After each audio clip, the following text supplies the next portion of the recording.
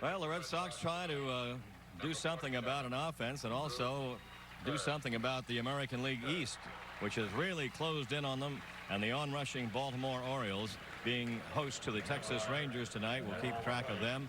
The Yankees having trouble with Milwaukee again. They've lost a couple in a row to the Brewers. Cleveland is at Detroit, another couple of teams that are still surging toward the top. Detroit looking very good. Red Sox do have Glenn Hoffman reported today. He is on the disabled list. He did some working out, but he will be on the 21-day disabled list, or indefinite, but he is not on the rehabilitation program anymore. Red Sox on the field. Be interesting to see just how Bruce Hurst does work against a team that he has done very well against. He is 6-4 and 1-1 against them in this year.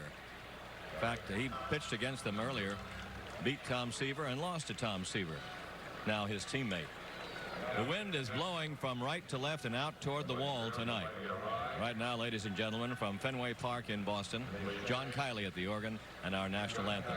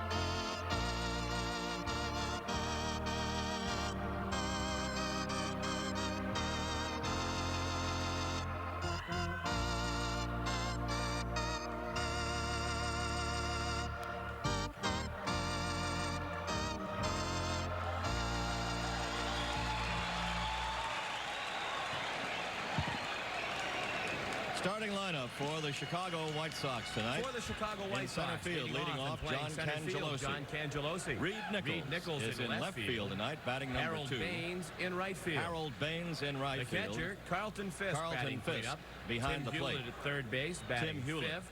At third Rookie base. Russ Morman at first base, batting sixth. The DH, Ivan Calderon, batting the designated hitter. Ozzie Guillen, the shortstop, batting eighth. at shortstop. And Julio Cruz at second base, batting ninth. At second base. The umpiring crew will go like this. Rocky Rowe behind the plate. John Hirschbeck at first. Larry Barnett at second. And Nick Bremigan calling the plays at third. So we are set for baseball. And Bruce Hurst really now, Monty, is the stopper type. Well, yeah, he's got to figure out some way to be a stopper here. 6-5 as Bruce makes his 4 starts. It's coming back from that injury. Those 4 starts after the injury, I think you can only really say one of them maybe just a so-so start. All the rest of them have been very good ones. Start number 15 for Bruce overall. He's given up 89 hits and 92 2/3 innings of work. He's walked but 26. Check this ratio. He's walked only 26 in those 92 2/3 while striking out 100. Now that's for a nice even number on the. I would say so. The Red Sox haven't gotten him many runs either. That was even when they were going well. Last time out, a 5-3 win over Kansas City here on the 1st of August. He has struck out 11 3 times, and he's done it twice against this Chicago ball club. Facing John Cangelosi, the center fielder. A switcher turning around now. He's hitting .257 on the year. Right-handed, he's batting .230. Left-handed, .268.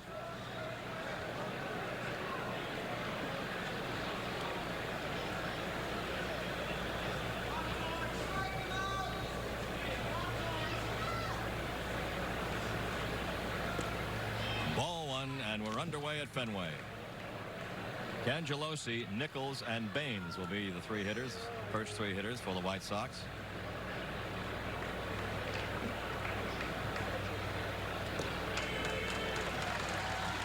One ball, one strike. 82 degrees at game time. Another nice summer evening. Wind blowing straight out now. Fly ball, right field, Dwight Evans. And there's one away.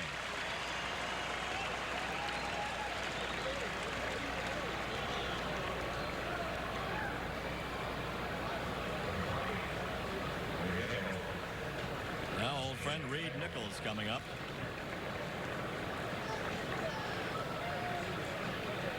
Nichols has really not been playing much for this ball club. He's just kind of biding his time and trying to get an inning here or a game there against left-handed pitching. He takes a strike. Nichols, playing left field tonight, has had 10 hits and 57 times up this season. 7 runs batted in, no homers. 1 ball, 1 strike from Bruce Hurst.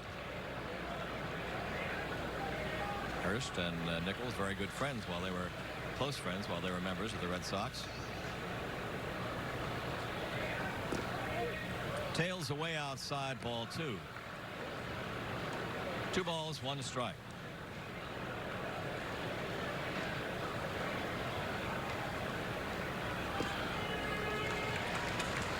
Now, speaking of left-handers, which we weren't, an era ended today just a few moments ago. Steve Carlton of the San Francisco Giants has announced his retirement. So the comeback attempt and his hope to help the Giants did not work. Pop up into shallow right center field. Barrett back, and Evans chases him off. White with his second put out of the inning. 2 down. Well, Lefty did get his 4,000th strikeout. Well, maybe that was what he had in mind. Possibly.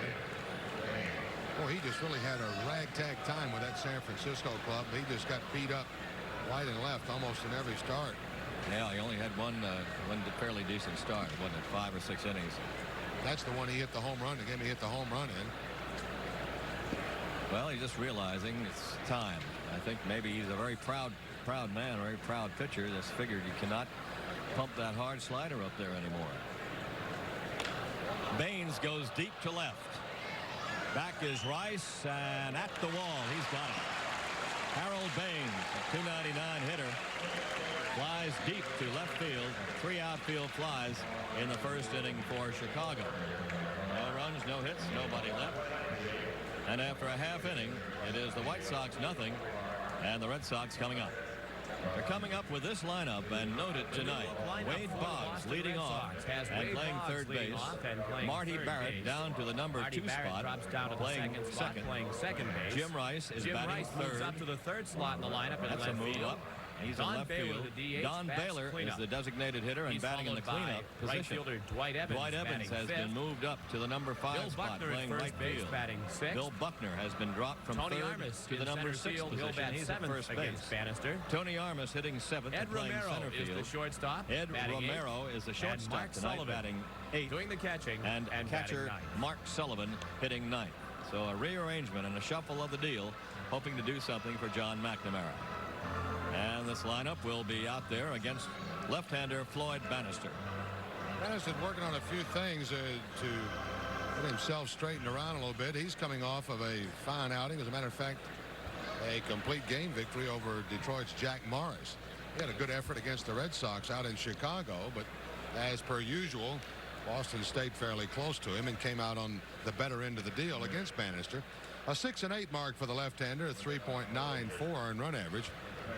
He's walked 28, but only struck out 50. Now, that's a little bit puzzling to me, why a left-hander with the quality arm that a Bannister has, not to mention the quality type of pitches that he has. So I asked Don Drysdale how he felt about it, and he said, well, he's felt that since watching Bannister the last year or two, that Bannister's had a problem of really locating a lot of his pitches, making quality pitches with quality ability. That's about what it came down to.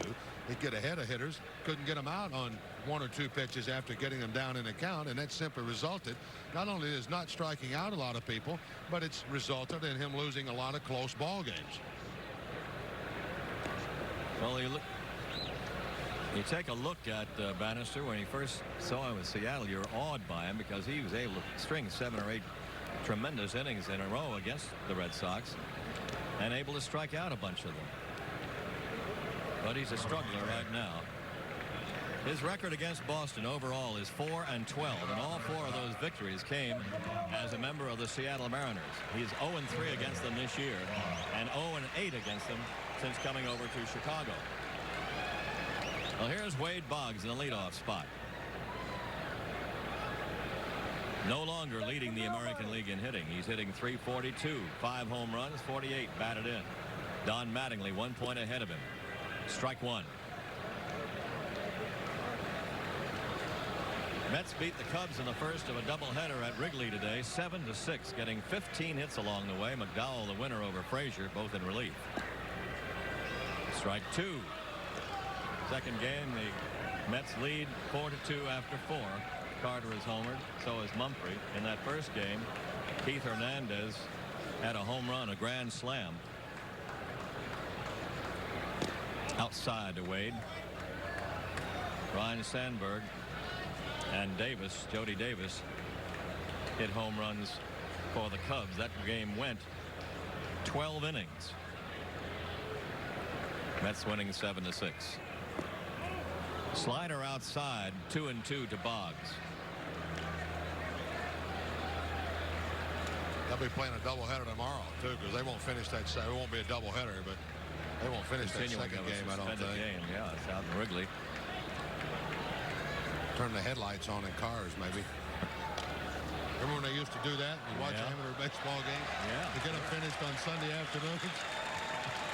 Pull the A models and the T models all up in a semicircle, and everybody turn the lights on. That's right. They do it, and then they pass the hats afterward. Not for gas either. Nope. 2 balls, 2 strikes. It's high, ball 3.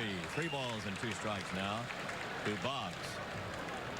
They bunch him up in left field quite a bit in the outfield now. Cangelosi well over toward Reed Nichols. And the right fielder, Harold Baines, well past the midpoint of the bullpens.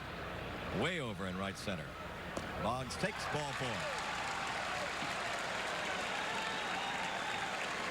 So Wade wangles the walk. And the Red Sox have a runner. Some of the idea, I think, for McNamara, maybe moving Wade back up to that spot. He leads the American League in that on-base percentage. McNamara, of course, pleased with the extension of that contract, but he is still trying to figure out some way to get his club out of this thing they're in. I checked his wrist today. They're both all right. No band-aids, no tape. He said, thank goodness my pitching has been what it's been, or you wouldn't have to check. He said it'd be clear. It'd be up around my jugular where the patches would be on if I went as far to put them on. It's one thing he could do, smile about, is his pitching staff anyway. And the return of a couple of people. The bunt is fouled by Marty Barrett. 1 strike to Barrett, who appears to be a pretty good choice as a number 2 batter. If you're going to shuffle the lineup around the way he can go to right field. And with Boggs on first, a big hole to shoot for there. He has been able, most of the time this year, to clear out the left field side when they do pitch him inside. And he's a contact hitter for the most part.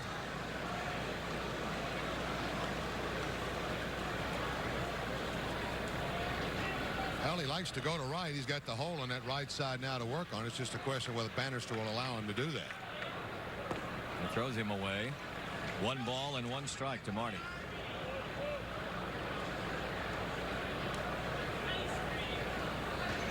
San Francisco Giants won their game today in extra innings over Cincinnati, 2-1.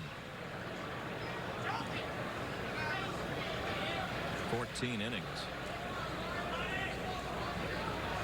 Robinson the winner over Willis. Fly ball left field. Hit deep. Way back and up and gone. Home run, Marty Barrett. 2-0 Boston. Mercer.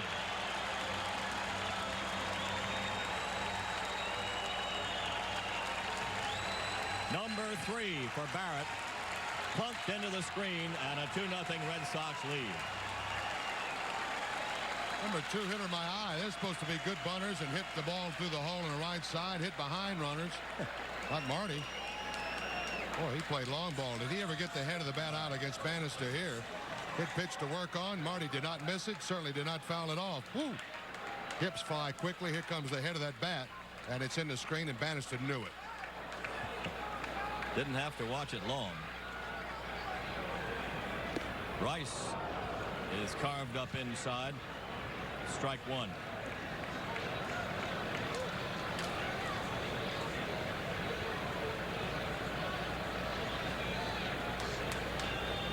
All of Barrett's 3 homers have been here in Fenway, and all against left-handers. Charlie Lebrand of Kansas City, Jimmy Key of Toronto earlier, and now Bannister right tonight.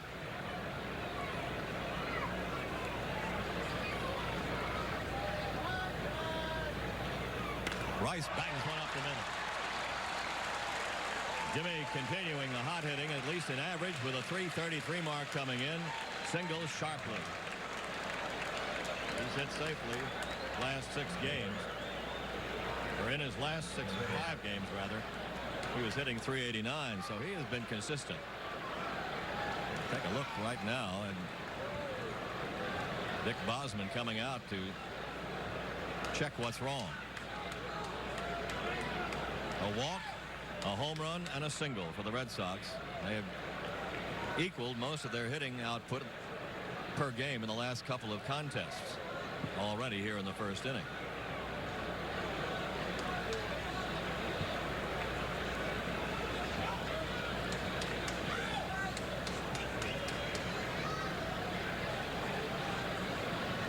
Barrett knew it was gone too. Started into that home run trot fairly easily and quickly. Boston leading 2-0. Don Baylor is up. They pull around for him in the outfield, and he takes a pitch outside, ball 1.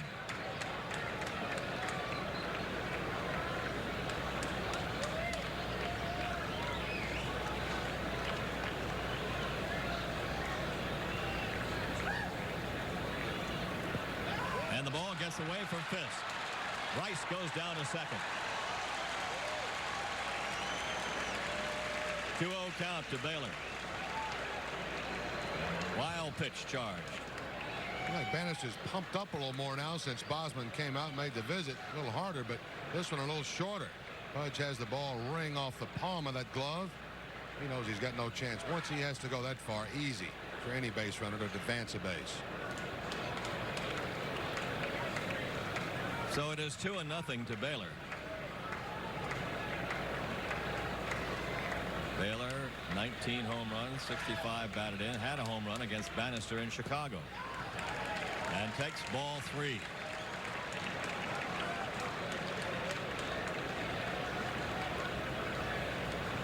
A 3-ball, no strike count to Big D.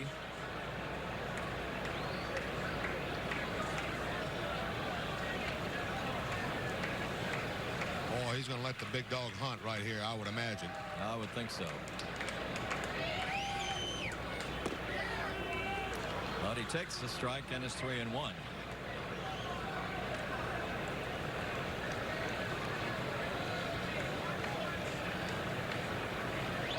Baylor trying to pick up Rice, who's at second base now on the wild pitch.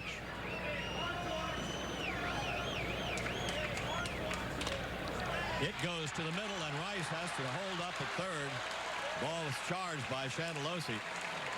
Rice wasn't sure about where the shortstop was playing. Guillen was playing way over to the hole, had no chance in a world of getting that.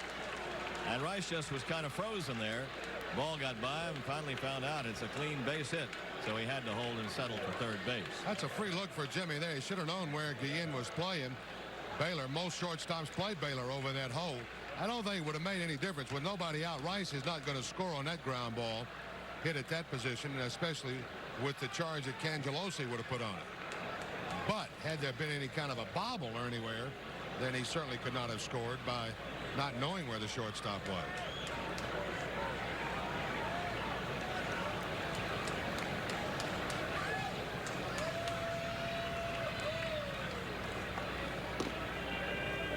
Bill Dawley is warming in the bullpen for the Chicago White Sox early.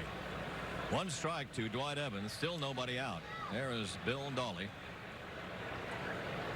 Long man tonight and up early.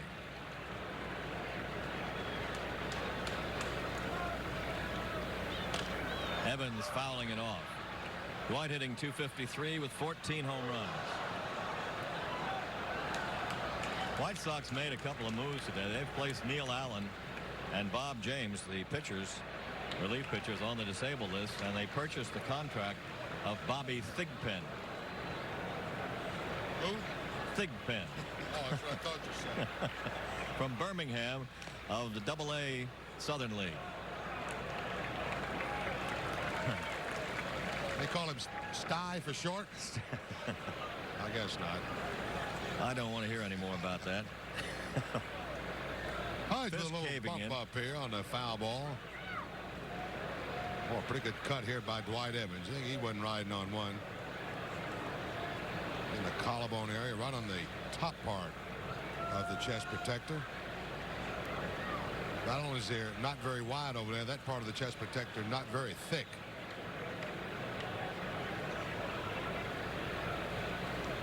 Nothing in 2 to Dwight Evans. Rocky Rowe talking to Fisk, who's having trouble elevating that arm over the shoulder now.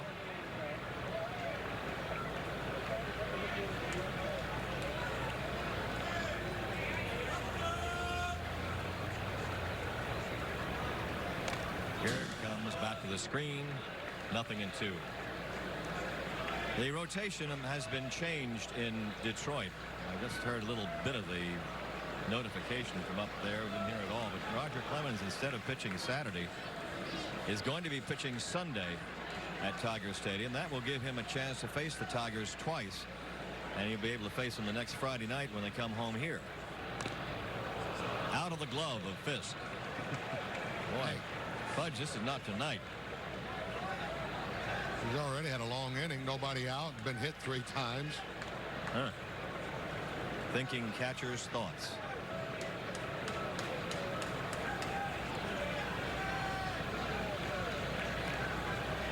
A little chin music right there. Top of the mask. So the count remains nothing in 2 to Evans. Minnesota Twins beat California in a wild one at Minnesota today, 11-10. Blyleven went all the way to win it.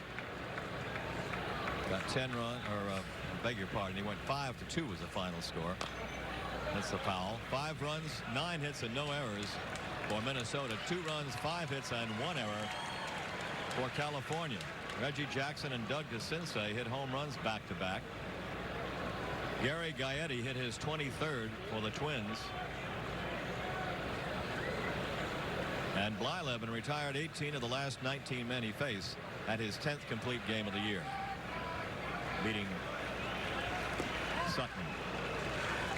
1 ball and 2 strikes. Cleveland at Detroit tonight. 0-0 in the first. Candiotti against Terrell. Kansas City 0. Toronto at bat in the first. Danny Jackson against Jimmy Key.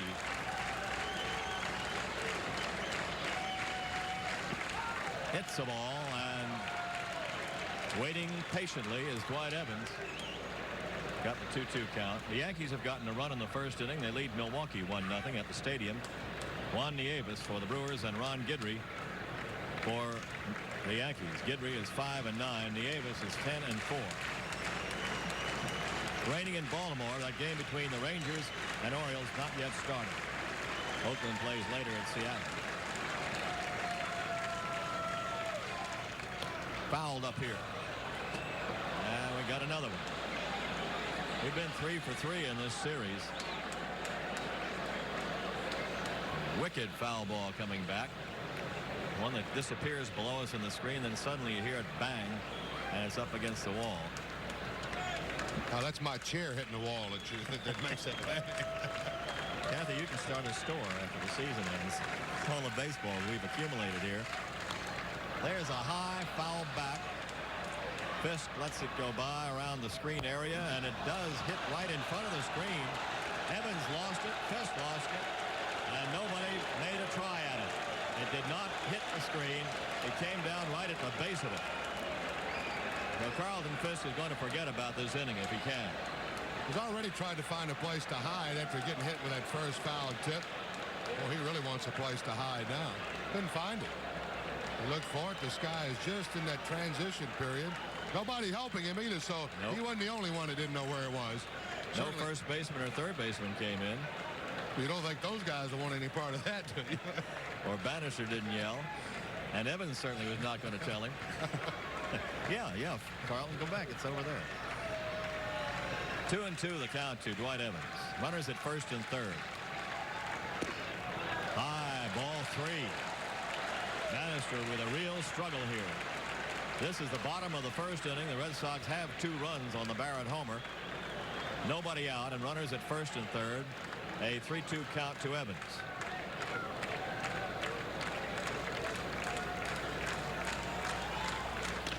Up the middle it goes. Base hit. Rice scores. Baylor stops at second. 3-0 Boston. Still nobody out. 3 straight singles right up the middle following Barrett's home run. RBI number 65 for Dwight Evans.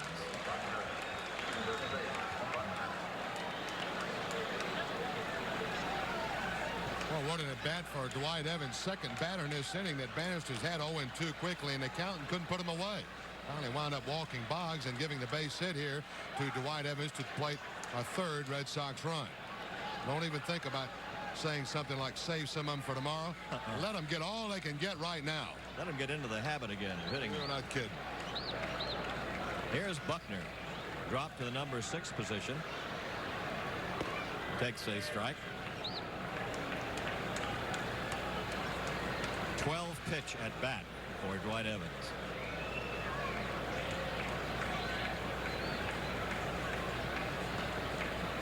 Baylor at second, Evans at first.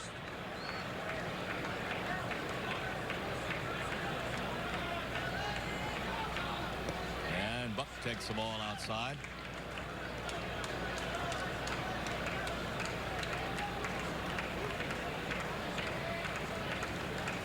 Buckner went 1 for 4 against Bannister out there in Chicago on July 28th.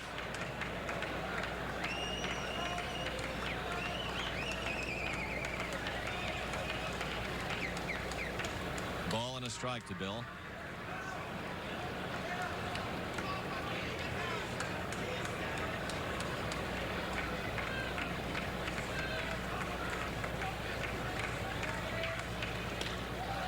Up the middle. Base hit. Charged by Cangelosi. Here comes Baylor. Here comes the throw. He's safe at home. 4-0. Boy, they've got a groove tattooed right up the middle over second base. 4 straight singles that way. RBI for Buck, his 60th. And here comes Jim Fregosi. Bannister cannot get out of the inning. Baylor was waved around and beat the throw to the plate by John Cangelosi. So Buckner is at first base. Evans stops at second. Nobody out. 4 runs in, and a pitching change will be made as Floyd Bannister leaves under siege. So he goes and pitches to 6 batters, giving up a walk and 5 hits, including a home run by Barrett. 4 runs in, and he's responsible for 2 runners. And quick relief comes in from the bullpen in the person of Bill Dawley. One of the cures for being in a slump would be to try to attack a little bit more up the middle. Well, if that's the case, Red Sox have taken their lessons well, or their instructions well. At least the last 4 hitters have anyway. That's exactly where they've been. You could almost throw a blanket around all those base hits. Here comes Baylor on the turn at third on that grounder up the middle by Buckner. Throw will be just a bit tardy. Baylor will be safe. The 4th Red Sox run here in the first inning, and still no batter has been retired.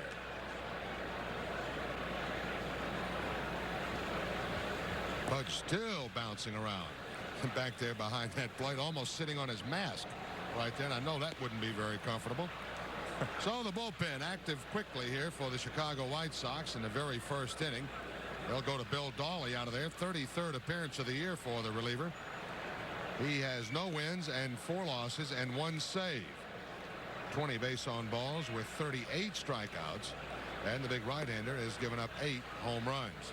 He was kind of a mainstay or a hard worker, a long worker in that bullpen for a while for Chicago when they first got him.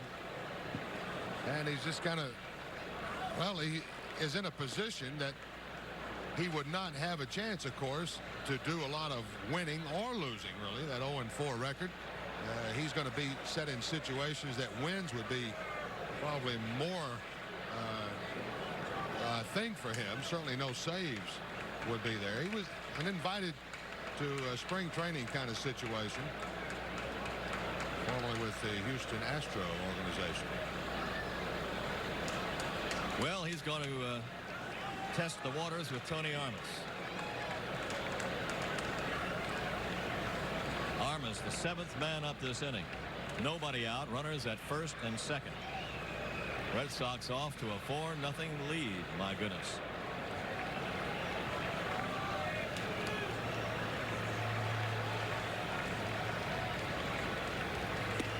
The big rip by Tonio.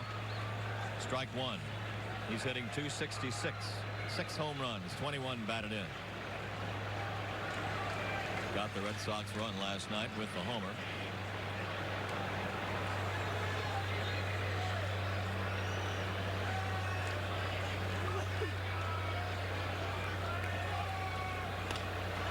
A little bloop to shallow right field. Long run for Baines. He's there, and the runners will hold. And there's finally one out. Armas flies to right.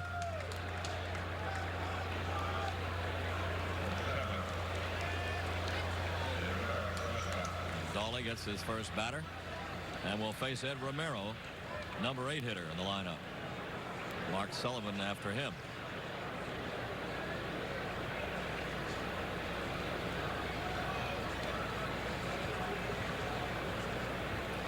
Romero at 211.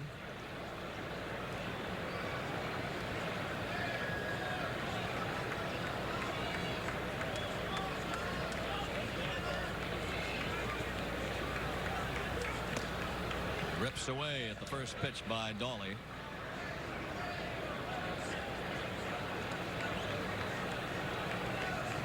Hewlett playing even with a bag at third. The infield, a double play depth around second. Cruz and Guillen. Ball lined towards center field. Cangelosi up with it. The glove reaching into the air and taking care of the line drive for out number 2. Ball pretty well stroked by Eddie. Now the 9th man of the order coming up.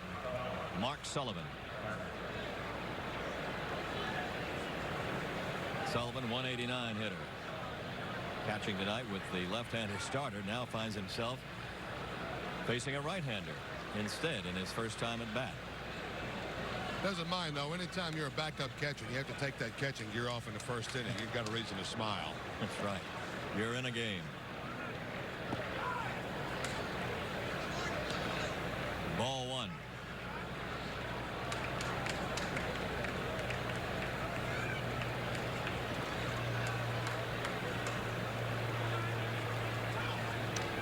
Carves a foul back to the screen. 1 ball and 1 strike.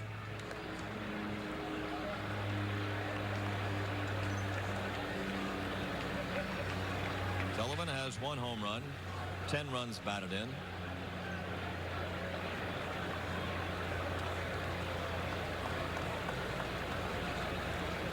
His homer came here. 2 balls, 1 strike. Red Sox 4, Chicago nothing, first inning.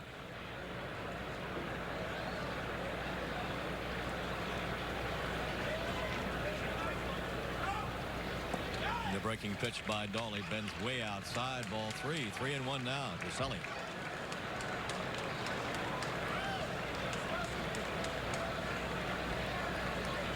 It has been a while since the Red Sox batted around in an inning.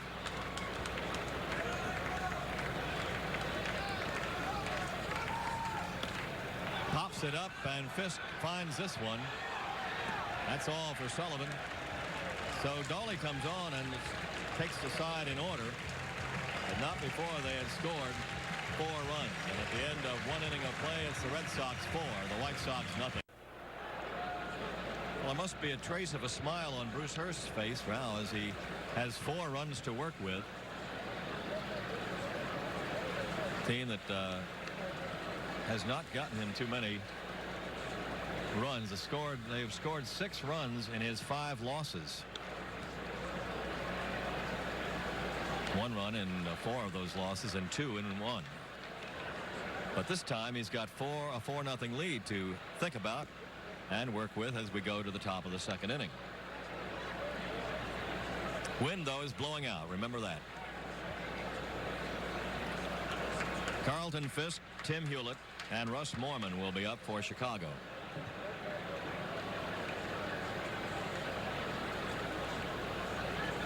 Yankees lead Milwaukee 1-0 in the 2nd inning at New York. Cleveland and Detroit no score after 2 at Tiger Stadium.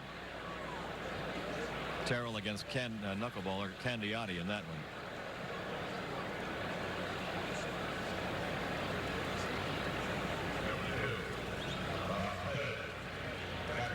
Reggie Jackson hit a home run today for California in their losing game at Minnesota. The first one that Reggie hit since the 2 he hit here July 11th against Tom Seaver here in Fenway. So he went almost a month. Isn't that something? And didn't hit one before that until the one he hit off Roger Clemens in California. There, that long one, yeah. Yeah. Well, what's Reggie? What is it with you? This was his 10th of the year. 1 ball, no strikes to Fisk, and now it is a 2-0 count. Carlton 205, but you wouldn't know it from his batting against the Red Sox. 9 homers and 48 RBIs for the season.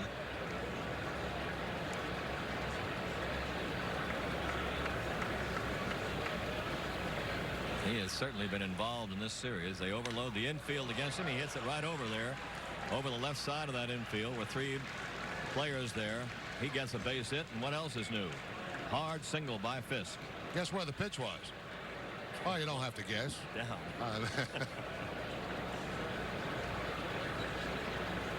A little bit from the middle of the plate away from him. Those arms out extended. Getting a little hard to believe. It's getting to be funny now. I mean, really, seriously. It's getting to be funny the way they keep making the same pitches to the man over and over and over. And he does the same thing to him. Hits him. 3rd hit of the series. He did have a homer, and of course in the first game he didn't have a hit, but he scored the only run of the game on the error. Eventually the error in the sacrifice fly against Clemens. It's a 2-0 count to Tim Hewlett. I have yet to see them make his feet move in either the series in Chicago or the series here so far with any kind of pitches that are in on him. They do nothing to keep him honest, even if they wanted to go back out over the plate with him.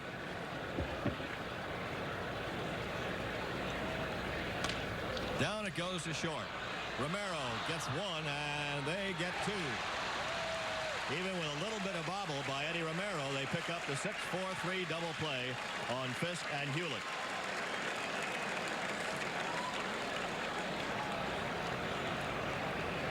Eddie just has this ball right at him, very routine, and he doesn't catch it. He just stops it. He just kind of jams the glove and stops right there, close enough to him that he can feed it on to Marty. Maybe a little phantom double play there in the middle. But they turned the 6-4-3 double play. Was it? Ooh. That's close enough, I guess. Well, he was on it, and then he was off. There are 2 down. Russ Morman, the rookie first baseman. Ball 1. Morman, 5 hits and 11 times up since coming up from AAA.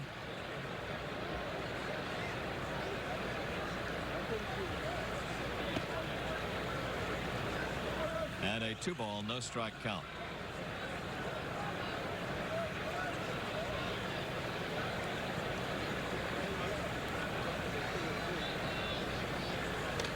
Foul back here. Hurst has had all 3 hitters 2-0 in this inning. Fisk finally got him for a single. Then Hewlett hit into the double play after going 2-0.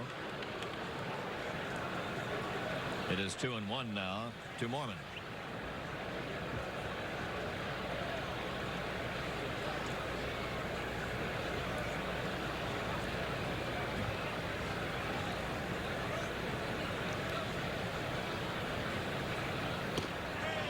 There is a strike. 2 balls, 2 strikes.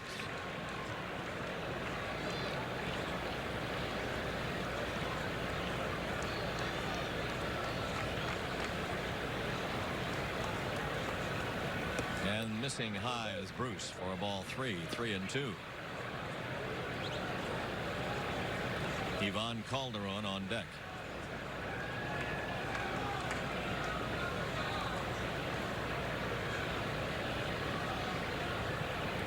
Struck him out. Number 1 for Hurst. They get a hit, but only 3 batters come up because of the double play. Nobody left on base, and the first strikeout for Bruce. After an inning and a half, Boston leads 4-0. Wade Boggs will lead off his second inning. We're in the second inning. The Red Sox leading 4-0.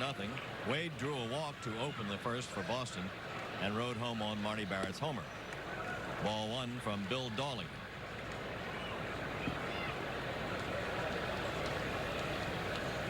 Took 6 batters to knock Bannister out of the game. And Dawley now pitching to his 4th hitter since coming on. Got beside Armas, Romero, and Sullivan after coming in.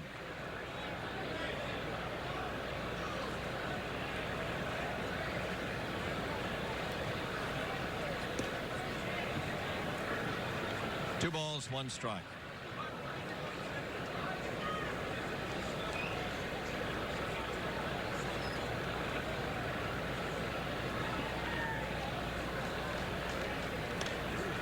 Foul back here, 2-2.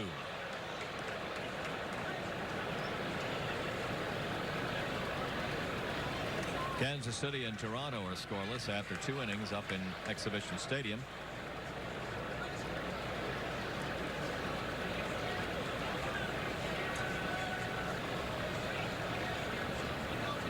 A breaking ball inside, ball 3, and Mr. Boggs has the count full.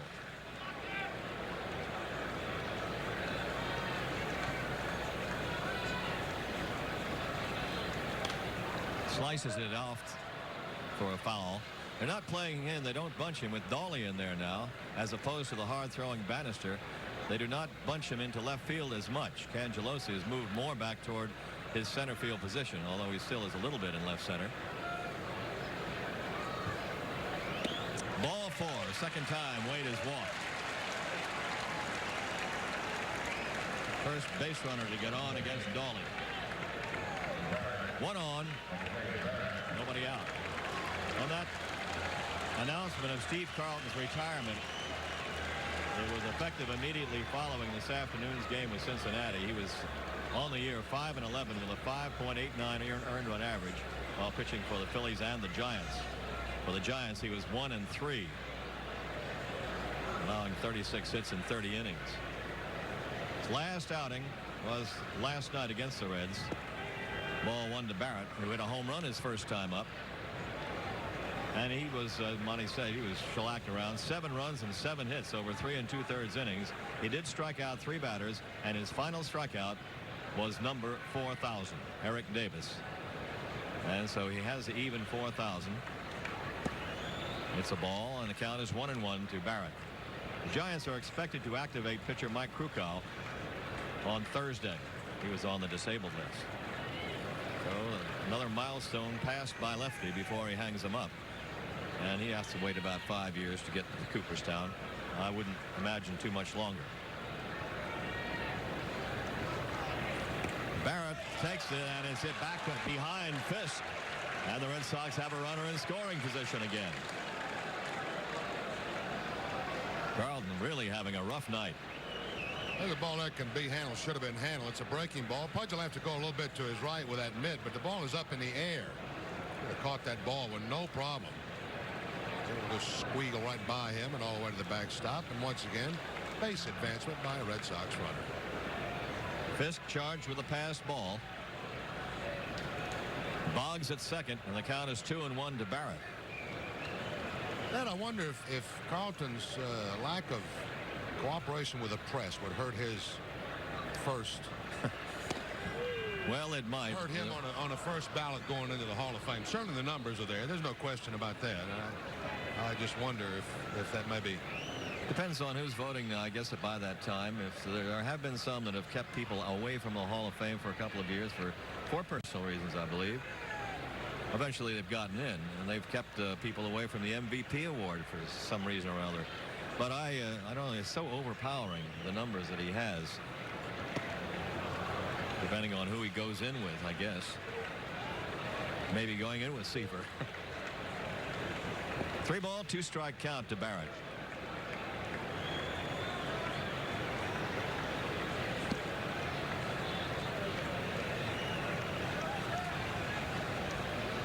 Three and 2 to Marty, who plunked a home run into the screen in the first inning. Red Sox are leading 4-0. Nobody out. Runner at second base here. And a base hit for Barrett over shortstop. Boggs had to hold up, and he will stop at third. Marty Barrett is 2 for 2. Hard single to left. Well, so far, this new lineup's looking pretty good. Hanging around a batting cage for a few moments this afternoon. Marty Barrett says, watch me go tonight. He says, I've figured out something. He says, I've been worried too much about the speed of the baseballs, a little bit too much, what they're trying to throw me and how hard rather than where they are throwing me. Well, all he's done tonight is cleaned out a couple of pitches that they've been getting him out with from the middle of the plate in. One into the screen. That line drive to left field. 2 for 2. Runners at first and third. Jim Rice up. Ball 1. Rice singled to center in the first and scored a run.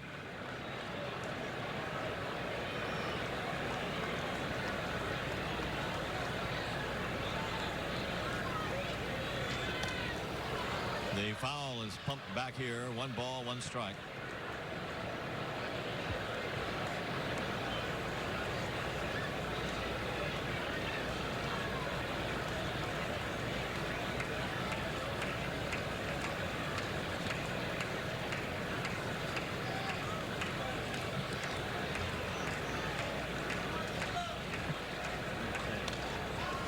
Foul back. 1 ball and 2 strikes.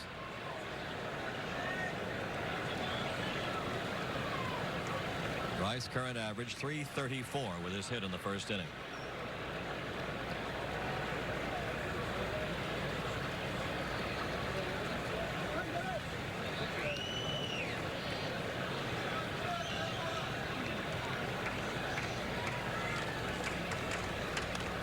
Yes, the breaking pitch, a little slider off the end of the bat.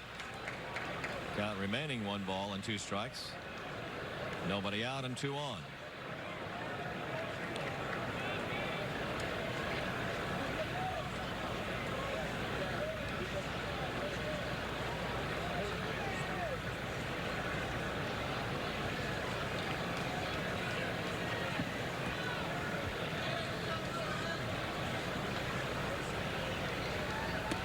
Dances Jim back from the plate. 2 and 2.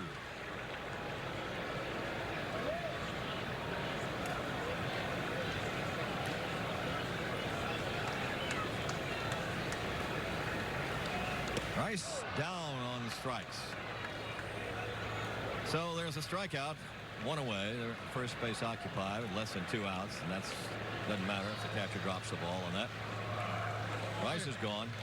How you get away with mistakes like this? And this is a mistake by Dahl. This is a high curveball. How do you think he gets away with that? 2 pitches earlier in that series, he made Rice move away from that plate a little bit. That got him a little room, just enough that Rice would have a chance to not be able to hit that hanger. He made him move his feet 1 time. Baylor pops it up on the first base side, and coming on is Mormon. Foul ground catch, and quickly they're 2 away. So the big guys have been taken care of here, Rice and Baylor. Baylor singled his first time up.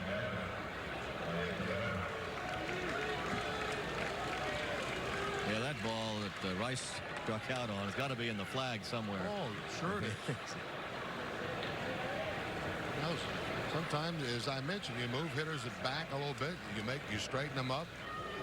Once in a while, you get away with one of those mistakes because they don't get out over that plate. They're not quite as aggressive because of those pitches you've made. When you talk about working a hitter inside, you don't talk about working the inside corner. You're talking about working off that plate. Dwight Evans singled home a run. First time up, he had a 12-pitch at bat finally on a 3-2 pitch, singled up the middle. Wade Boggs over there at third base. He walked to open the inning. And Barrett at first with a single. Red Sox leading 4-0.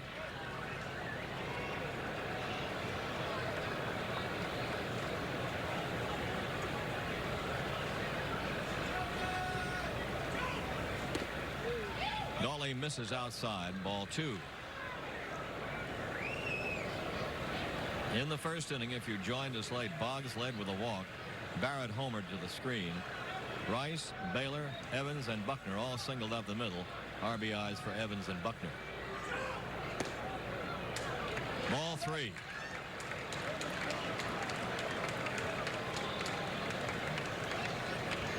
Dangerous guy to go 3-0 on for Dolly.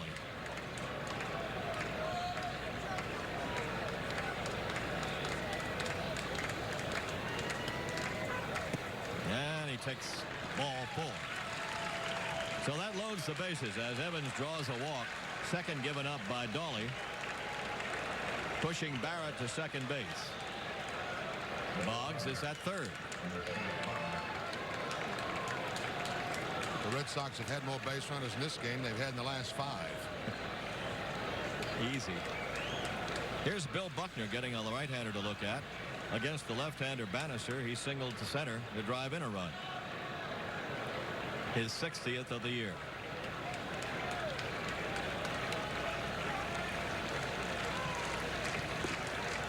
Strike 1 starts him off with a breaking ball. 0-1 to Buck.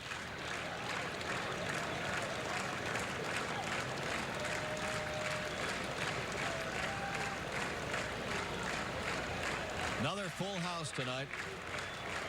They're off to a better start than they've been the last couple of games. Spilled foul left side and going to be out of play. Reed Nichols over toward the wall there. The side. No chance to get that one. No balls and 2 strikes to Buckner.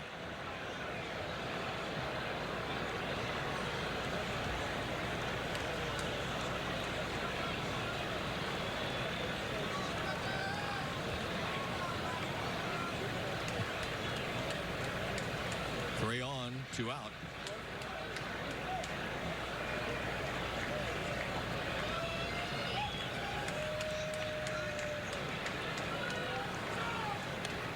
Back here for a continuing count of 2 strikes.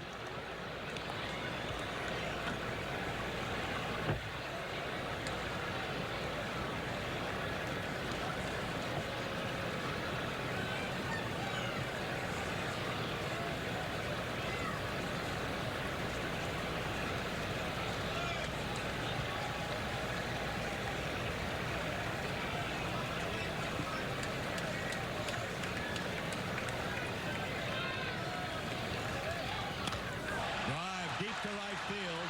Back goes Baines. He has it in his glove and it's out again. Here they come. Buckner's got a double and 3 runs score.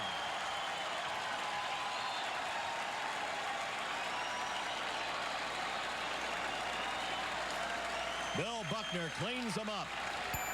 And the Red Sox now lead by 7.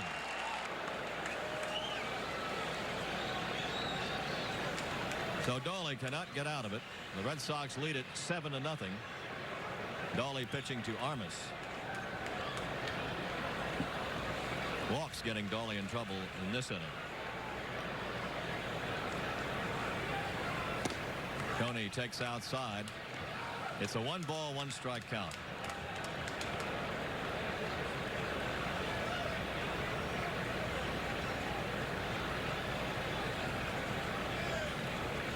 Buckner at second base.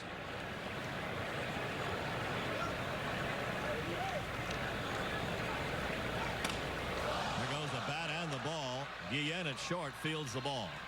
And Armas is out.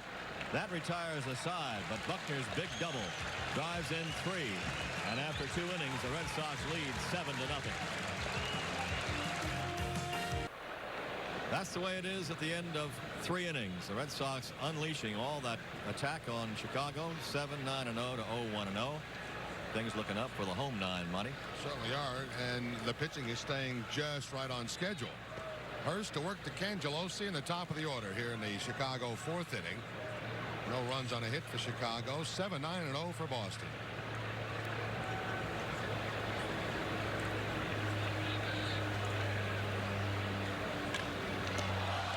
Still only got 1 hit.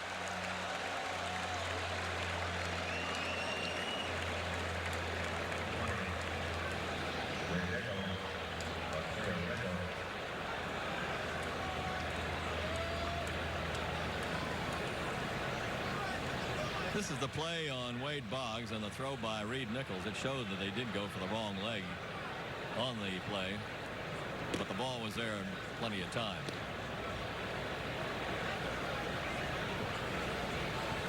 Reed Nichols up 1-0 the count. Nichols out on a fly to right. And Hurst over with something a little off speed there. You'd be well to kind of mix him up on Reed. Very good fastball hitter at his career. A good first ball fastball hitter, especially against left-handers. They breezed that one right at his hands. I believe the count is 1-2, isn't it, rather than 2-1? I will hold on for a second and see.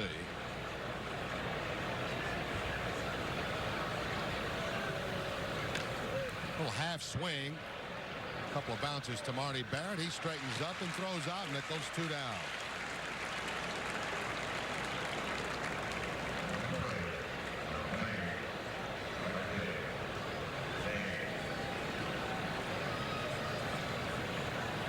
Two down quickly in the White Sox 4th inning. Boston leading 7-0. Right fielder Harold Baines the hitter.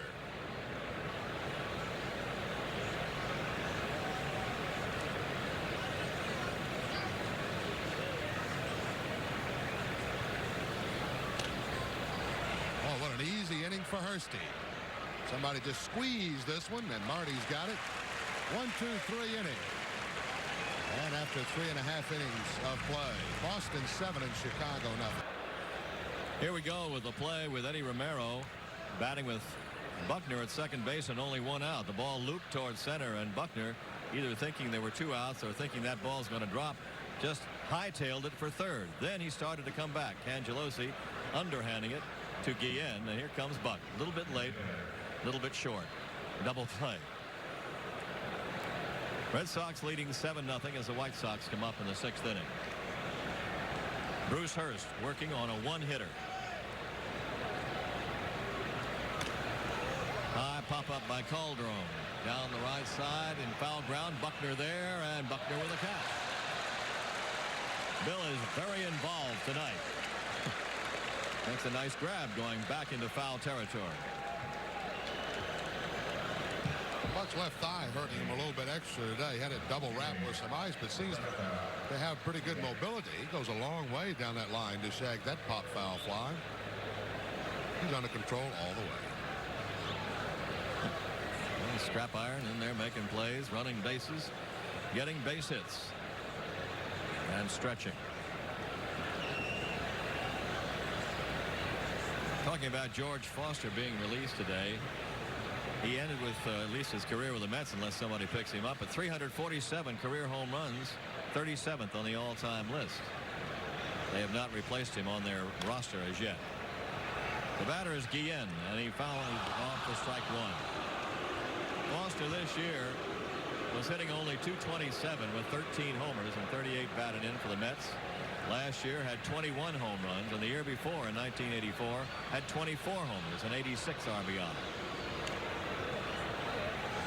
Nothing in 2. He was one of the strongest men that I ever saw played this game. He was just mammoth as far as some of the shots he used to hit in Cincinnati. I'll never forget in '75 when we would go down to work out in the World Series. The exhibition he put on in batting practice there for 3 days was unbelievable. Just ball after ball after ball. Not in the stands, in the mezzanine area. Yeah. Very strong man, very fine player. Pitches outside to Guillen. He was the guy that made the throw that got Denny Doyle at home plate in Game 6. And it seemed that the Red Sox were sure to end the game in that inning. Ball outside, had the bases loaded and nobody out, and all of a sudden Freddie Lynn hits one to shallow left. Foster goes over to the line and then throws right down the line to get Doyle trying to score. They never did score in that inning, the 10th, but they got it in the 12th. Pop up toward third. Wade Boggs. Guillen is out. 2 away. So Bruce Hurst continues to mow him. His only base runner was a single by Fisk in the 2nd inning, and he was doubled up. So Bruce has faced the minimum of batters so far. 17 in 5 2/3 innings. Strike one to Cruz. Julio Cruz called out on strikes in the third. Strike two. Hurst has struck out 4.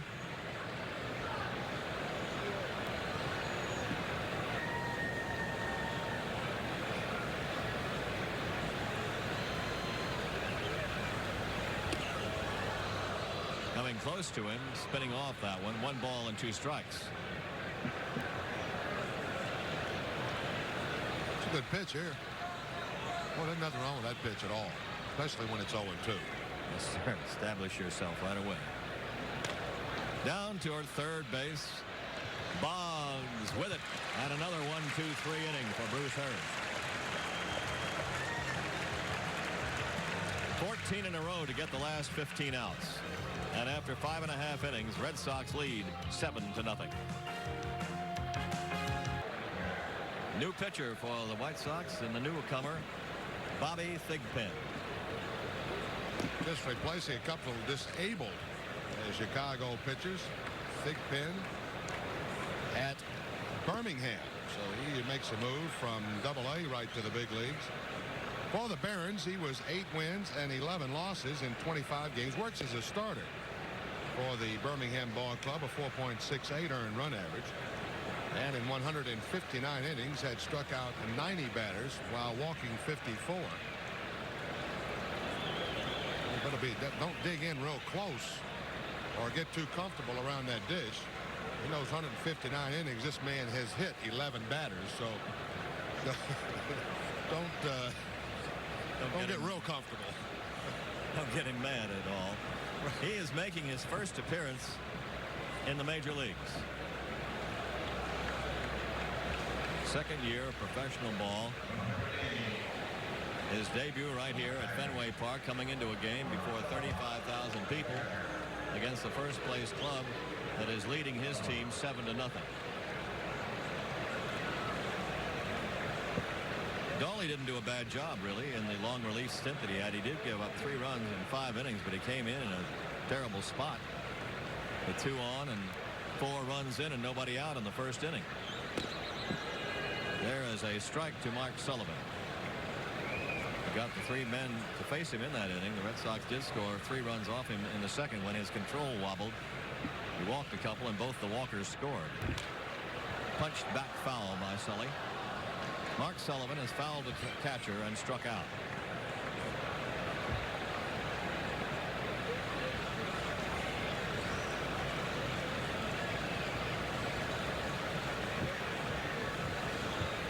Thigpen on to replace the spot vacated by Bob James. Ball in tight. James put on the DL along with Neil Allen. They have not recalled anyone yet to replace Allen on the 24-man roster.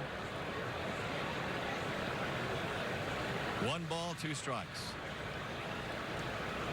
It's 2-2. The breaking pitch in the dirt.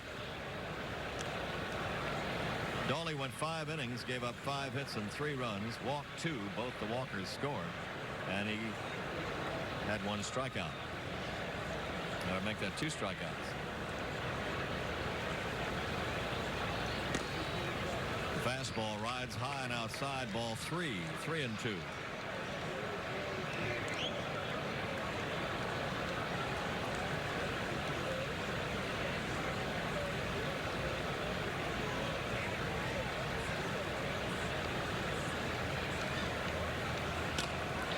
To center field and Cangelosi. Little kind of a looping liner. Sullivan is out. There's 1 away.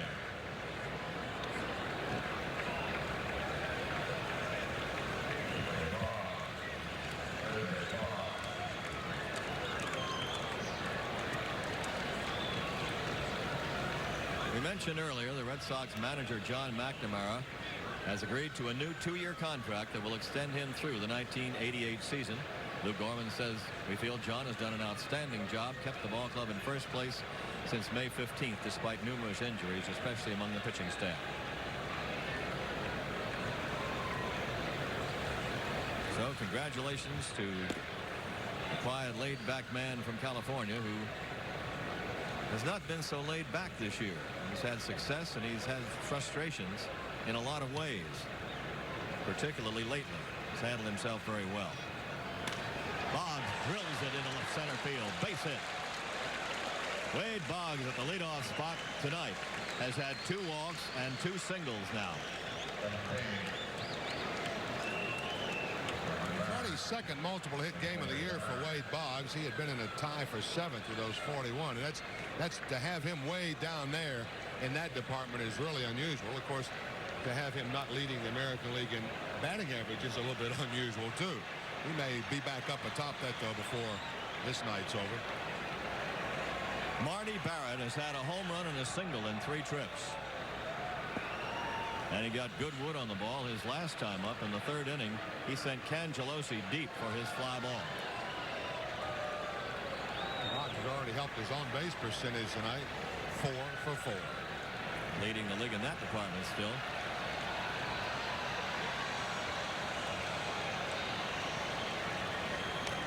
Barrett cracks the foul. The count is 1 ball, 1 strike.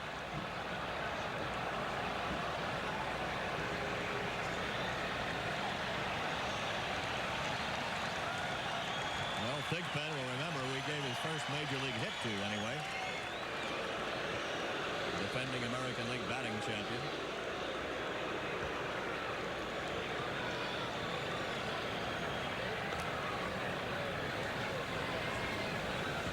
He joins a group that is not entirely select. It ranges far and wide for people who have given up hits to Wade Boggs. 1 ball, 1 strike, 1 out. Straightens Barrett up with a fastball. 2-1.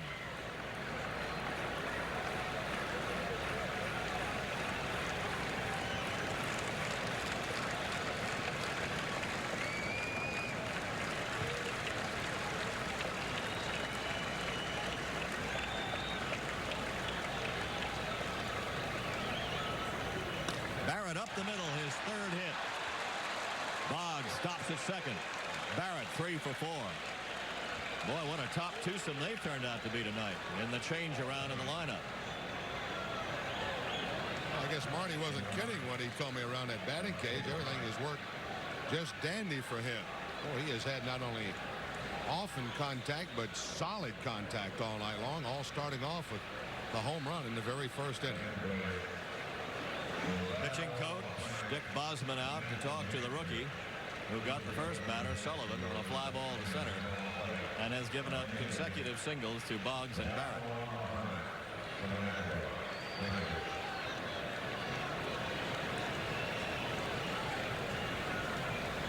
Red Sox now have 12 hits tonight.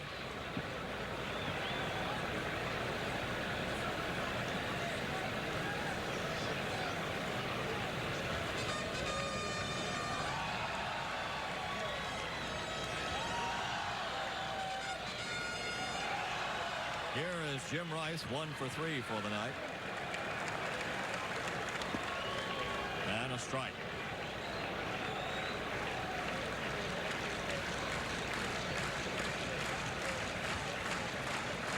Red Sox lead 7-0, 6th inning.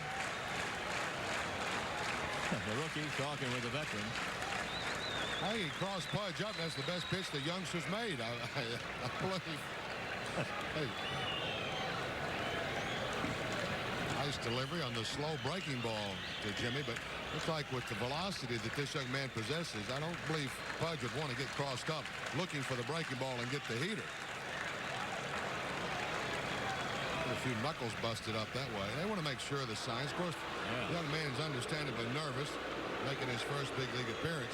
Here's where a catcher, you have to say, well, I don't want to make anything too complicated for the guy. I want to make it as easy as I possibly can.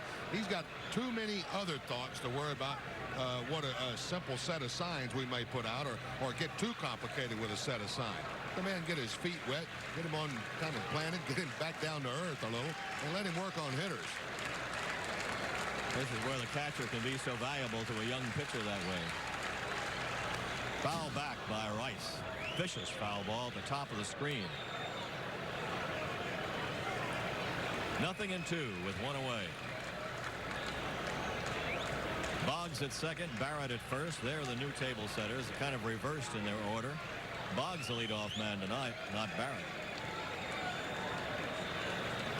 Rice hits one high toward right center field. Cangelosi well back at the triangle of dirt and throws back in as the runners move up. Barrett just getting to second base. He had plenty of time, but he took too much. So it's a long fly ball out by Rice as Cangelosi stabs it back on the gravel. Well, not really shot by Rice, but strong enough. And then once it gets up into that breeze, it just takes Cangelosi deeper and deeper and deeper. Finally, right at the edge of the warning track, he's got it. And because he's moving away from the infield, both Barrett and Boggs can tag and advance a base. Close on the play on Barrett at second, but he's safe. Runners at second and third, 2 outs, and Don Baylor up. Baylor 1 for 3. He singled and scored in the first inning. He is fouled out and he's grounded short on a good play by Guillen. Little pop up to first base. Mormon with it. And the Red Sox put 2 on but can't get them in. And after 6 innings, Boston leads 7-0. Here's the way it is in the 6th inning. 7 runs, 12 hits, and no errors for the Red Sox. No runs, 1 hit, and no errors for Chicago. And a 1-hitter so far for Bruce Hurst, Monty. I don't think the score would make a difference if it was 1-0. The way Hurst has pitched tonight, boy, he has just been something. He has kept those base runners at a, believe me, minimum. This is the only man. Well, no, there's been, I should say, going a long group. Fly ball, right center field. It'll be cut off by Evans easily. And there's one down in the 7th.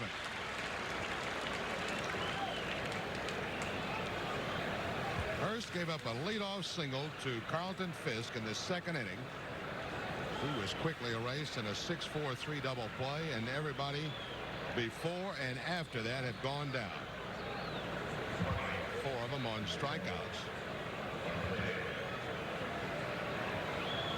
Here's left fielder Reed Nichols. He's flying to right, bounced to Barrett at second.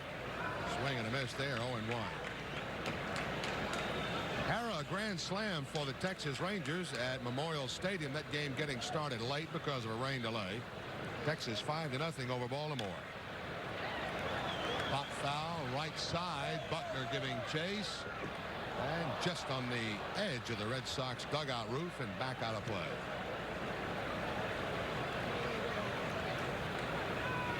So the Red Sox leading 7-0 here. Will be happy to see that number when it comes up. Or I should say the fans will. I know the Red Sox players will. They have not made the change or the note out on the mechanical scoreboard in left field where the American League scores are kept.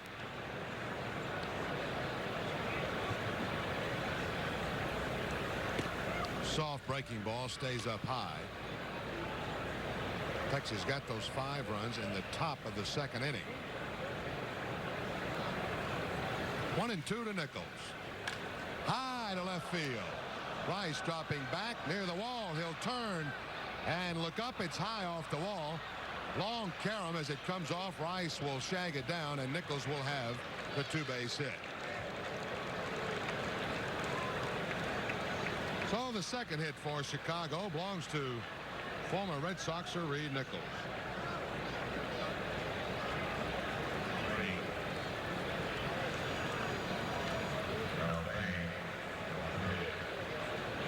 Ball and 2 strikes. Reed got a cookie to work on there.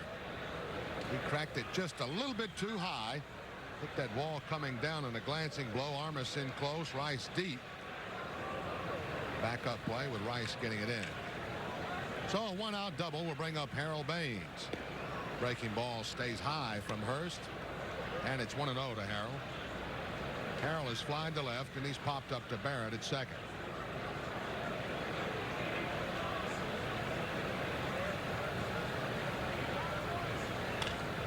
Reached for and into right center field. A play for Armas. He will shag it down as Nichols tags and he will come on to third on the out. So 2 down now in the Chicago 7th inning. Boston leading 7-0. And that'll bring up Carlton Fisk with Nichols now at third.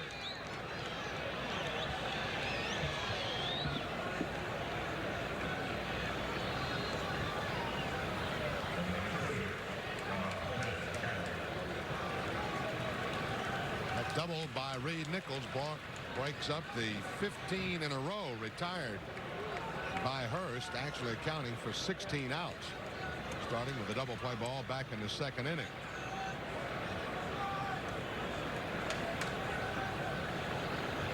Three infielders on the left field side of second base. Barrett will join Romero and Boggs over there as Fisk is ready to hit now. Breaking ball there, 0-1.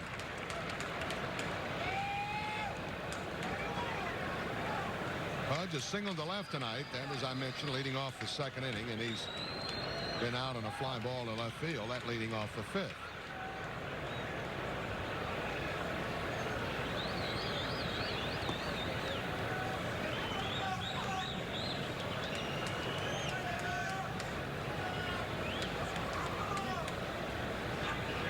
Hurst trying to get his 7th win tonight against 5 losses, making his 15th start of the year. Reached for, hit toward that shift. Barrett is there, deep short. An unusually long throw for Barrett, but he makes the play. Just in time on Fisk. And the White Sox leave a runner. They do not score on a hit. And after 6.5, Boston leads Chicago 7-0. Well, conversation going on between pitching coach Bill Fisher and in that bullpen. We're checking to see how many throws Bruce Hurst has made. I wouldn't think that many.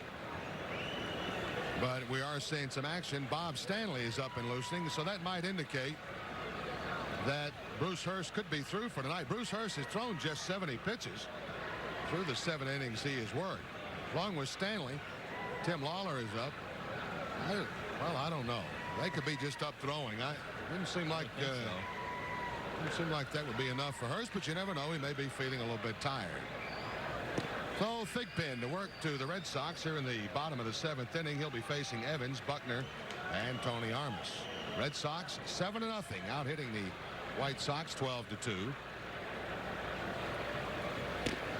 High rider up too high to Dwight. It's 1-1. Evans on the night 1 for 2. Drove in his 65th run in the very first inning. Walton scored a Red Sox run in the second. Right at the hands and off the plate. 2 balls and a strike.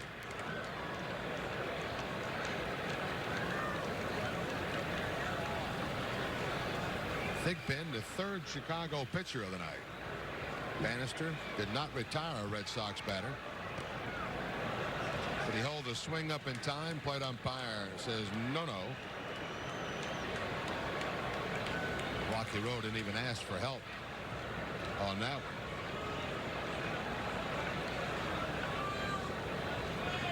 Thigpen just being brought up from Double-A baseball, right from Birmingham.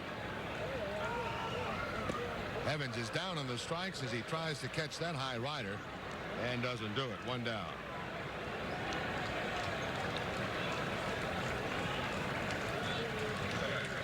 Thigpen racks up his first major league strikeout with the fastball right there.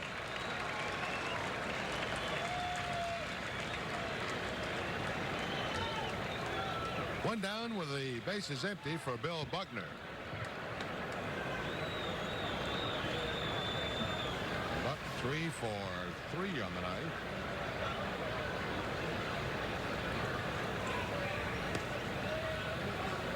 Isn't that funny? Buck hit a couple balls hard last night. Couldn't buy a base hit anywhere.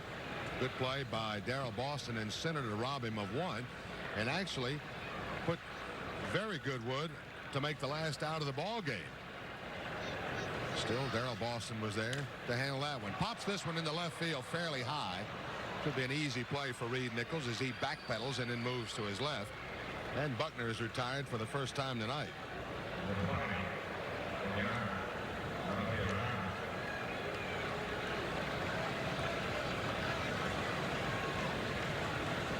Two down for Tony Armas.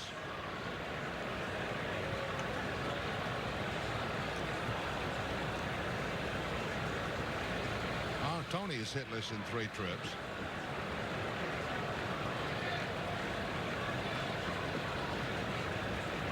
Only he and Mark Sullivan have not hit or had a base hit tonight. That one rides high. Very hard from Thigpen.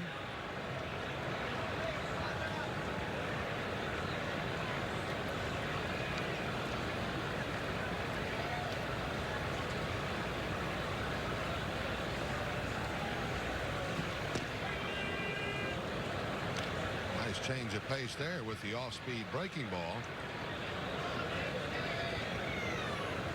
It might take that young man a couple of appearances to figure out exactly where he is. You don't come from that Southern League. You play around in Chattanooga, Birmingham, Memphis. Liner to right field. Here comes Baines. He'll have to play it on 1 bounce. So Armas joins the hit parade. That's hit number 13 for Boston. That's the 3rd hit given up by Thigpen. And now only Mark Sullivan has been held hitless. Tony's first hit of the night punched nicely into right field. Got off that back foot. Got the ball. He could drive somewhere right in front of Harold Baines.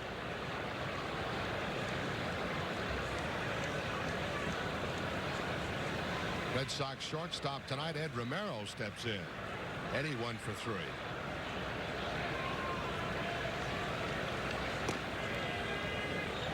Blazed on the outside part of that plate. 0-1 to Eddie.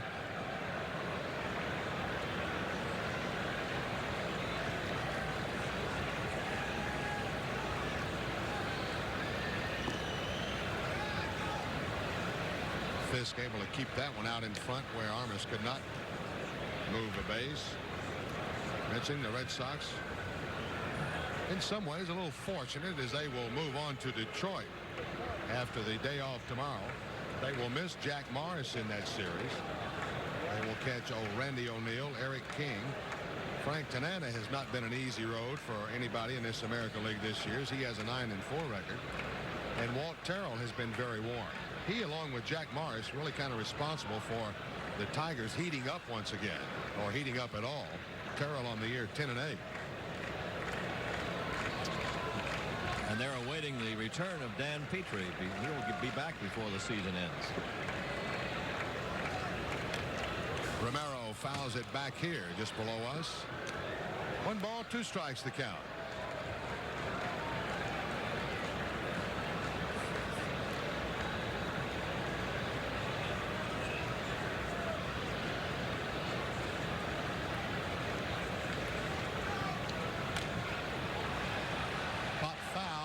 The Red Sox on deck circle and out of play.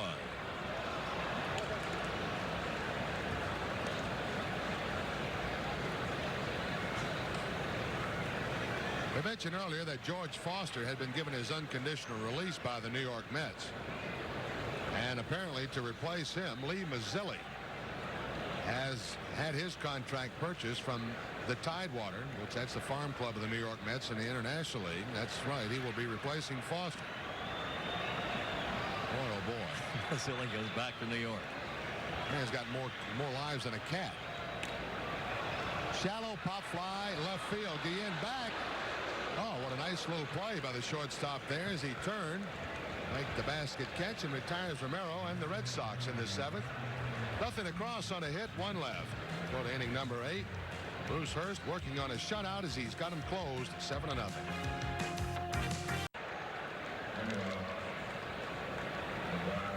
Couple of changes for the Red Sox as we go to the 8th inning in a 7-0 lead. New left fielder Mike Greenwell is in place of Jim Rice, and new first baseman Dave Stapleton in place of Bill Buckner. So with Rich Gedman out of there tonight, and will stay out of there, looks like it, all the way around, give some of those regulars a little bit of a head start on an off day tomorrow. Won't be a big one, but those guys, Rice and Buckner, certainly added something to this ball game tonight to give Hurst that 7-0 lead. They sure did. And Tim Hewlett is up, taking a strike from Bruce Hurst, going into his 8th inning with a 2-hitter. Hewlett has grounded into a double play and flied to center. Bench really didn't have a chance to be flayed much because the Red Sox weren't ahead by that much in recent days and recent weeks. Some close ball games kept there by the pitching. They just weren't used enough. They not even used much in blowouts. 2 balls and 1 strike to Hewlett.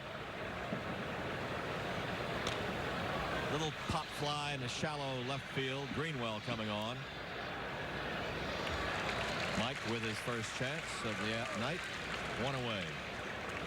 Greenwell will bat in Rice's spot, and Stapleton will bat in Buckner's spot. Russ Moorman has had no luck at all with Bruce Hurst tonight. Went down swinging in the 2nd inning and took a 3rd strike in the 5th.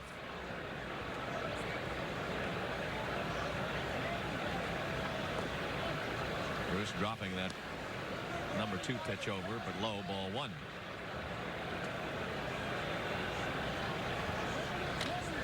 Fly ball left field. Greenwell over. And Mike puts that away. Ball sailed a little bit on him. That wind is still blowing out that way. And he had to stay with it, and did at the last moment. Well, Bruce is doing to the White Sox tonight pretty much as De Leon did to the Red Sox the other night. They're making some contact. He's got the ball in play, but he keeps them just out of the middle of that bat each time. They're either a little bit out in front, a little bit behind. That one just hung up in left field. Without the wind, would have been a very ordinary fly ball. The hitter is Calderon, who has struck out and fouled out. Ball 1.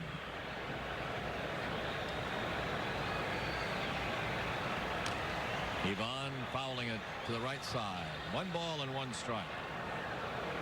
13 hits for the Red Sox for their 7 runs tonight. No runs and just 2 hits for the White Sox. Single by Fisk in the 2nd and a double by Nichols in the 7th. Well hit towards center field. Back goes Armas. So Bruce keeps it in the ballpark on 3 fly balls to the outfield. 1, 2, 3 they go, and after 7.5, 7-0 Boston. Here's part of the 33,517 that are here tonight. 33,517. Another big crowd on this homestand. The Red Sox have packed them in. They've rewarded them with 1 win so far, and they're 7 in front in this one. So a chance to go out in some style before they hit the road. They have come to Fenway. Red Sox still in first place, but now looking over their shoulders, trying to get back to get tonight in their hitting close, which so far they have. Watch out, here comes another one back here from Sullivan. Mark Sullivan, strike 1. He is 0 for 3, fouled out, struck out, and fly to center. The only hitless man in the ball club right now so far. This is the bottom of the 8th inning. Boston leading 7-0.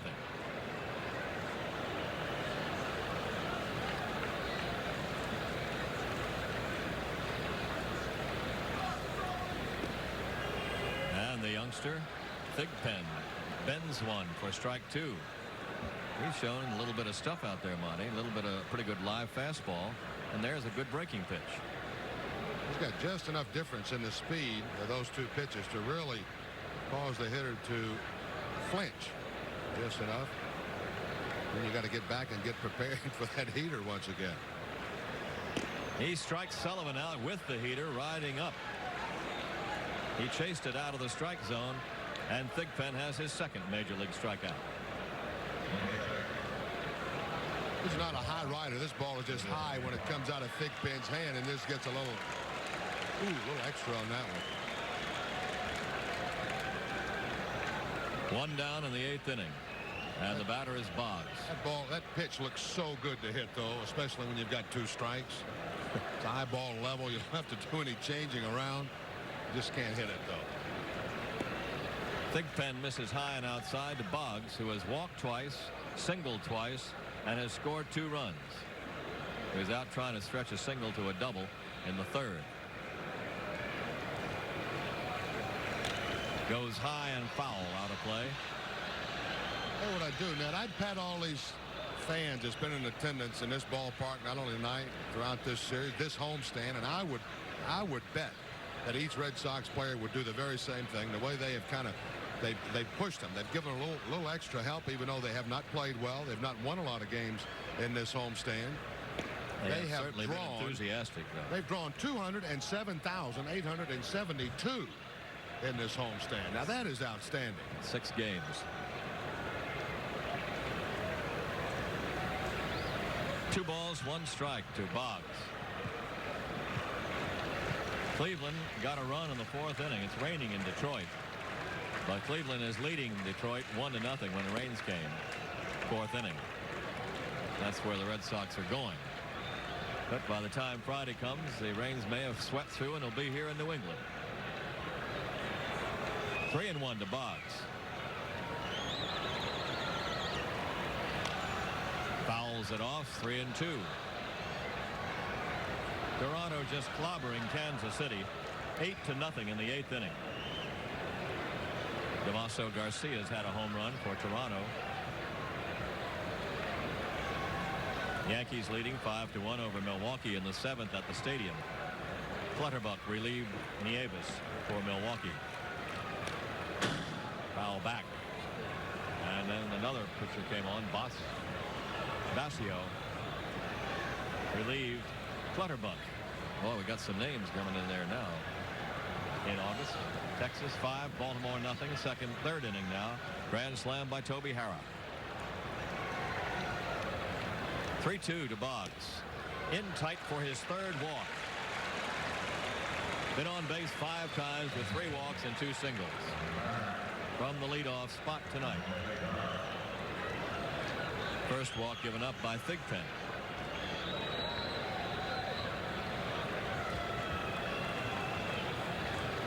And Mr. Barrett with another good night. This time batting in the number 2 spot behind Boggs. Has had 2 singles and a home run in 4 times up. And a long fly ball to center.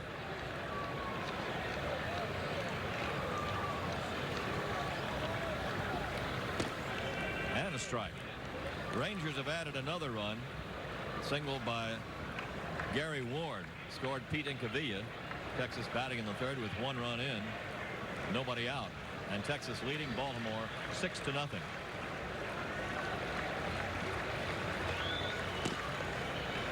Way outside to Barrett. 1 ball, 1 strike. Red Sox leading here 7-0. 4 in the 1st and 3 in the 2nd. And since that time have been shut out, but a lot of hogs had left the barn there.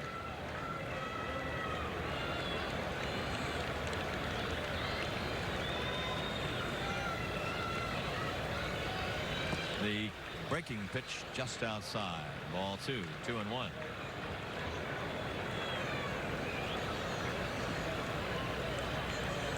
Floyd Bannister started and was routed in the 1st inning. 6 batters up, a walk and 5 hits, and he was gone. Dawley pitched 5 innings in long relief. Bobby Thigpen, just up from Double-A, is working now. 3-1 the count to Barrett.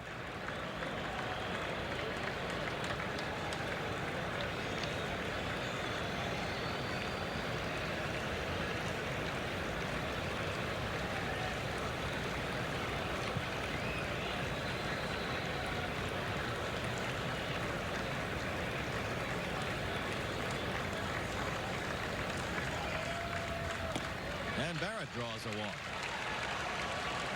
So he walks on top of Boggs' walk, and Wade goes to second. 1 out and 2 on, and Dick Bosman, a busy pitching coach tonight, comes to the mound.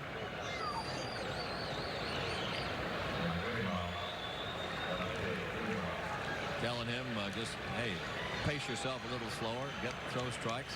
Nobody's warming in the Texas bullpen. You're giving the Rook a chance to get his feet wet in a hurry. The young man, the last couple of batters, maybe just overthrew a little bit too much on the full count to Boggs. Of course, lost him with a walk, and then to Barrett, he seemed like he tried to throw the ball right through Fisk rather than throwing it to him. Boggs at second, Barrett at first, 1 out. Mike Greenwell coming up for his first time at bat. 0 for 3 since coming up from Pawtucket.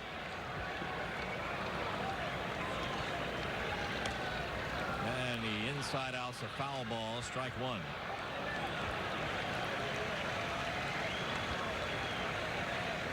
You're apt to see that swing, those swings from Greenwell in the future. This guy comes up with a live bat, as he showed not only last September when he broke in hitting home runs, but a good spring training for him. And a good siege at Pawtucket. 0-2.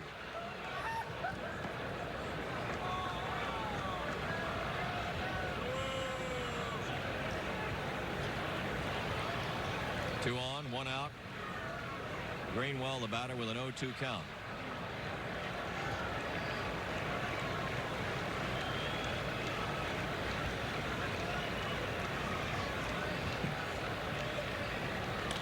Out of play again. Mike really wanted to make the club this spring. He was having a good spring. The coaches indicated that if he had a super spring, maybe he'd stay with the club. He said, naturally, I should go to Pawtucket, but I want to stay here, as everybody would want to be with a big club right from the start of the season. But he went down there, hit well, hit over 300, hit home runs. Ground ball, right side, right field, base hit. This will get a run home. Boggs scores. Barrett goes to third. Red Sox lead 8-0 on a hit by Mike Greenwell.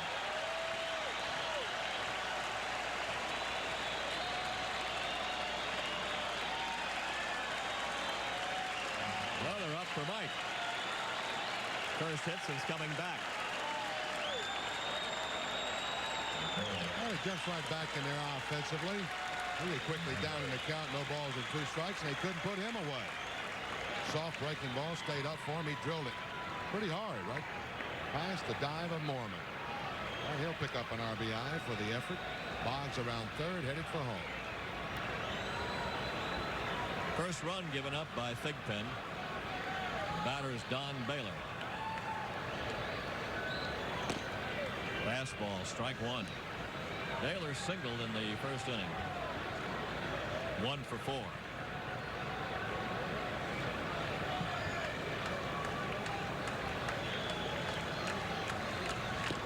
Ball boxed around by Fisk. 1 ball, 1 strike. Ray Searing in the bullpen now for Chicago. Figuring they don't want to expose the rookie too much in case things get out of hand here for his own benefit. It's a high fly ball down the right field line. Way coming in is Baines, and it falls in for a base hit. A run will score.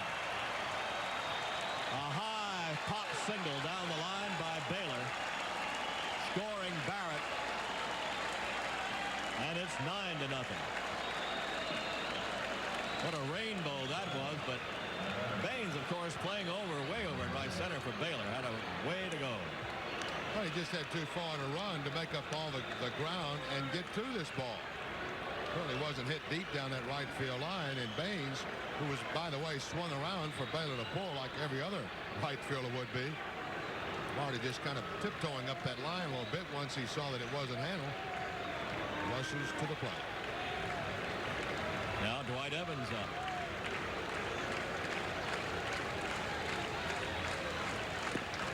Ball 1. Well, the Red Sox now have scored 9 runs. They have had 5 hits off each pitcher that's been in there tonight. Bannister, Dawley, and now Thigpen for their collection of 15. Evans looks at a strike. 1 ball, 1 strike.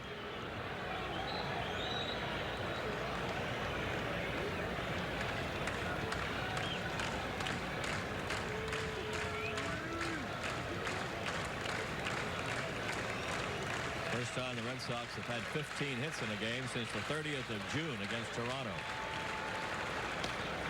That's down a second. Cruz, Guillen, double play. So they pick up the DP, 4-6-3. Red Sox get 2 runs, and after 8 innings, they lead 9-0.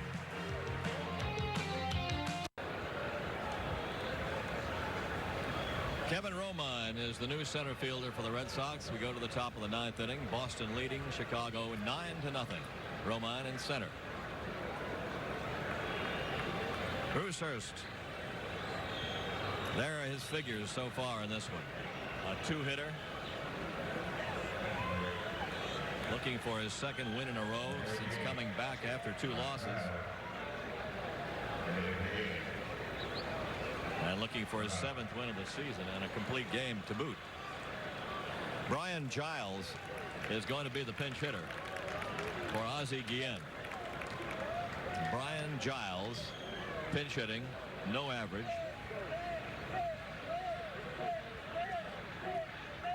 Batting for Ozzie Guillen in the top of the 9th. And Hurst misses high, ball 1.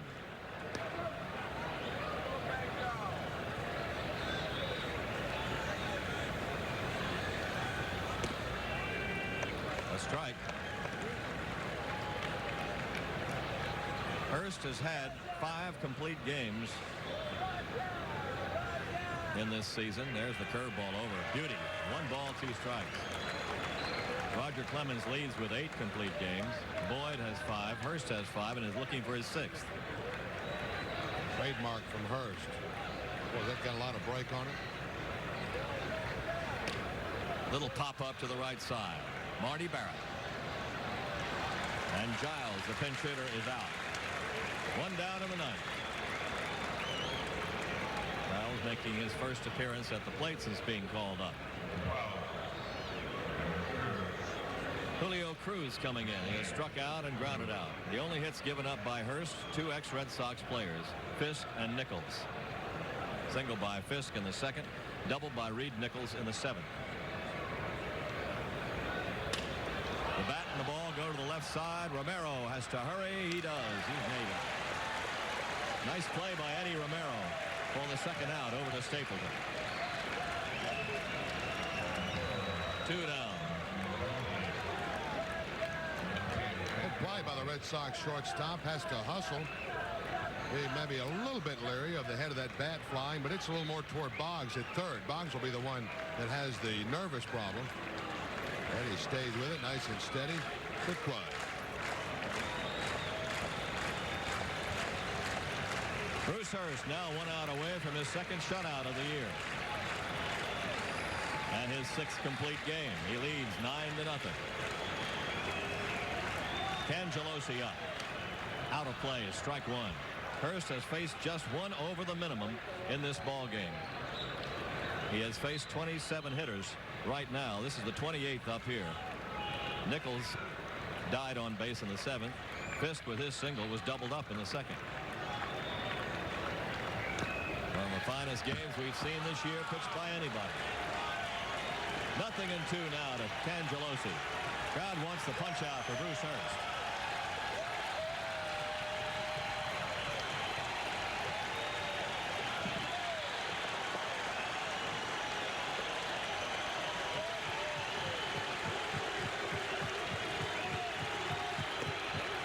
Fastball rides high for ball 1. 1 ball and 2 strikes.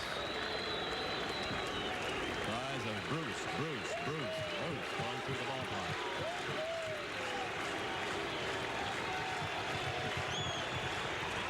Foul ball into that crowd, which, as we told you, numbered over 33,000 tonight.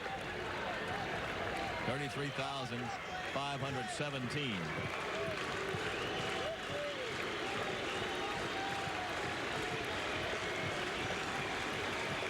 One and 2. And is hit into left field for the base hit. That is the 3rd hit given up by Hurst. Just a little handle hit into left field, softed out there. And I think Bruce is trying to K him and strike him out. That made a pretty good pitch. Cangelosi just gets enough of the handle on the bat to loop this one. In front of Greenwell and left. Bruce is looking for this ball to find the glove, and it just wouldn't do it.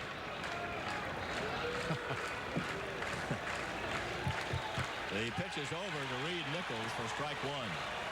Nichols has one of the 3 hits off Hurst.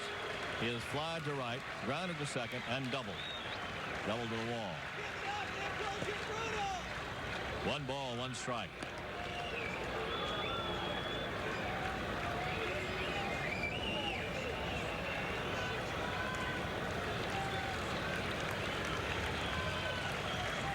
Hurst pitched a 2-hitter a couple of years ago against these White Sox here at Fenway. Now he's got a 3-hitter going. And a pop-up by Nichols. Who's got it? Marty Barrett. Yeah, great shutout for Bruce Hurst. Backed by a 9-run attack.